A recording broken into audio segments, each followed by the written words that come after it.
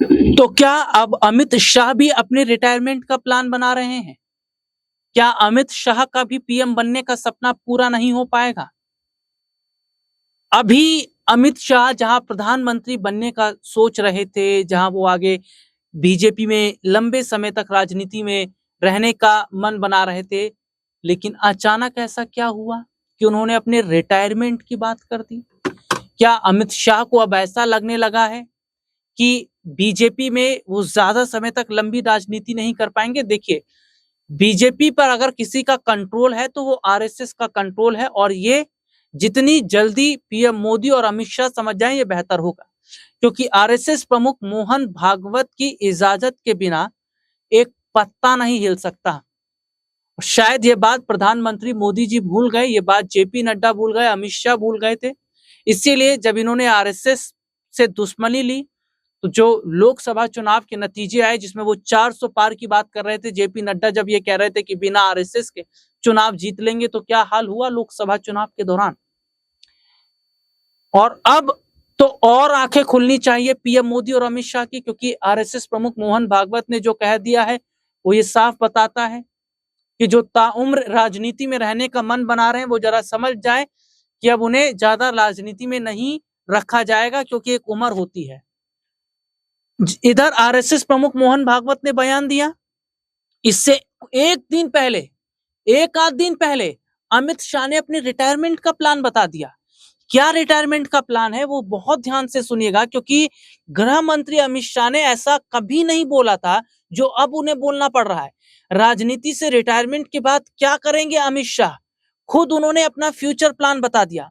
केंद्रीय गृह मंत्री अमित शाह ने कहा, मैंने तो तय किया है कि मैं जब भी रिटायर हो जाऊंगा उसके बाद मेरा बाकी का जीवन वेद, उपनिषद और प्राकृतिक खेती के लिए वो अपनी पूरी जिंदगी खर्च करेंगे। वेद के लिए, उपनिषद के लिए, प्राकृतिक खेती के लिए, राजनीति से रिटायरमेंट के बाद। यानी कि यहाँ रिटायरमेंट शब्द बहुत बड़ी बात होती है।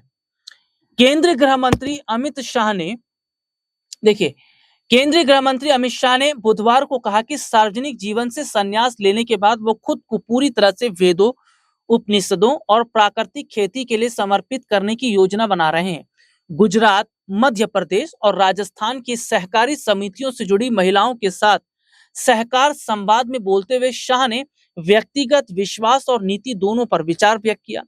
केंद्रीय गृह मंत्री अमित शाह ने कहा, मैंने तो तय किया है कि मैं जब भी रिटायर हो जाऊंगा उसके बाद मेरा बाकी का जीवन वेद, उपनिषद और प्राकृतिक खेती के लिए खर्च करूंगा। रिटायरमेंट का यहाँ पर जो वो बात कर रहे हैं या रिटायरमेंट की जो वो प्लान कर रहे हैं, इससे तो ये साफ पता चल जाता है कि वो तो ये कह रहे थे कि अभी उन्हें राजनीति में लंबा वक्त रहना है, लेकिन रिटायरमेंट शब्द अमित शाह के मुंह से ये बताता है कि क्या खतरे को पहले ही वो भाप गए हैं, और वो इस बात को समझ गए थे कि आने वाले वक्त में आरएसएस प्रमुख मोहन भागवत का कोई ना कोई स्टेटमेंट तो जरूर आ जाएगा, क्योंकि पीएम मोदी के कामकाज से नाखुश नजर आ रहे हैं आरएसएस प्रमुख मोहन भागवत। और दो तस्वीर, ये जो तस्वीर के अंदर आप दो बड़े चेहरे देख रहे हैं, एक तो गृह मंत्री अमित शाह है और दूसरा हमारे देश के प्रधानमंत्री नरेंद्र मोदी। एक तस्वीर मैंने निकाली है इस खबर से रिलेटेड, और ये तस्वीर हूबहू बताती है। पीएम मोदी के चेहरे पर आप टेंशन देख रहे हैं, ये आप अमित शाह के चेहरे पर टेंशन देख रहे हैं। यानी कि दोनों नेताओं को अब बड़ा झटका लगा है, क्योंकि जहां आरएसएस प्रमुख मोहन भागवत ने यह कहा कि जब आपको 75 साल होने की बधाई दी जाती है तो आपको ये समझना पड़ेगा कि अब आपके दिन पूरे हो गए हैं, अब आपको ज्यादा समय तक राजनीति में रहना नहीं है, आपको खुद ब खुद अब ब्रेक लगाना पड़ेगा। और पीएम मोदी को यह संदेश, क्योंकि अपने दर्शकों को बताएं कि वो बीते 3 से 4 दिन के अंदर 75 के हो जाएंगे। दूसरी तरफ अमित शाह ने तो पहले ही अपने रिटायरमेंट का प्लान बना लिया। तो ये देखा जा रहा है कि क्या आरएसएस कुछ बड़ा करने वाली है। अमित शाह के रिटायरमेंट प्लान का मतलब है कि क्या वो अब जल्दी अपनी कुर्सी छोड़ देंगे, पीएम बनने का सपना तो छोड़िए, इस साल देखिए ये देखा जा रहा है कि क्या वो मंत्री पद पर रहेंगे। अगर गृह मंत्री, क्या उनका लास्ट है, गृह मंत्री की क्या कुर्सी वो जल्दी छोड़ देंगे। और दूसरी तरफ प्रधानमंत्री की बात करें तो क्या वो भी जल्दी अब पीएम कुर्सी छोड़ने वाले हैं, क्योंकि अमित शाह ने जो रिटायरमेंट का प्लान बनाया और जिस तरीके से आरएसएस प्रमुख मोहन भागवत का बयान आया, इससे साफ पता चलता है कि क्या बीजेपी के अंदर कुछ तो बड़ा होने वाला है और मोहन भागवत कुछ तो बड़ा करें।